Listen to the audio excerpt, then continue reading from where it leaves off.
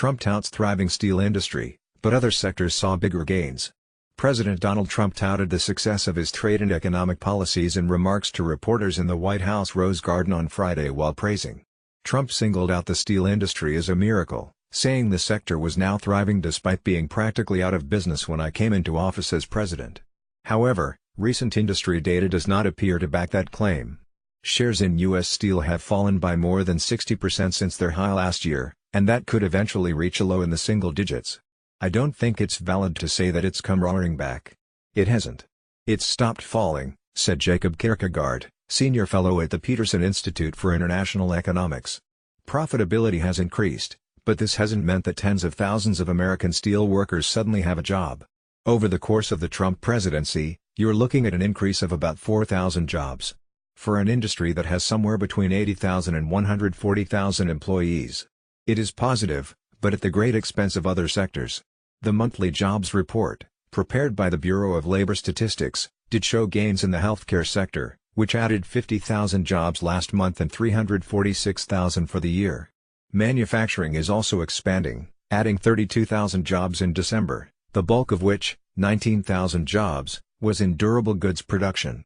This growth, which included the addition of 7,000 jobs in the manufacturing of fabricated metal products and 4,000 jobs in computer and electronic product production, was cheered by Alliance for American Manufacturing President Scott Paul, who credited the Trump administration's protectionist policies in a statement.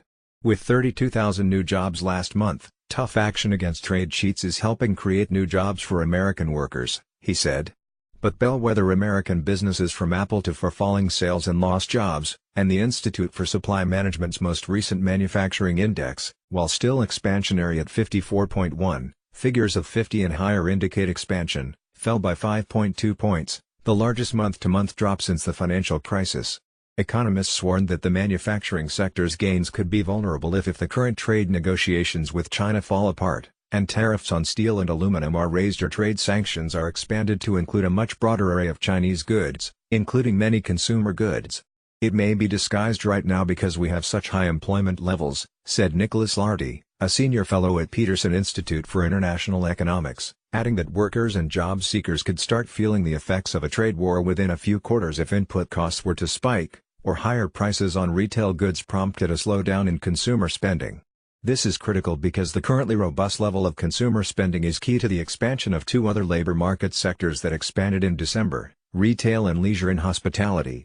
ADP's payroll report found that leisure and hospitality businesses added 39,000 jobs, the BLS documented an increase of 41,000 new jobs at food service establishments like restaurants and bars. And despite retailers' well-documented challenges shifting from brick-and-mortar to omnichannel shopping, the holiday shopping season was a boon.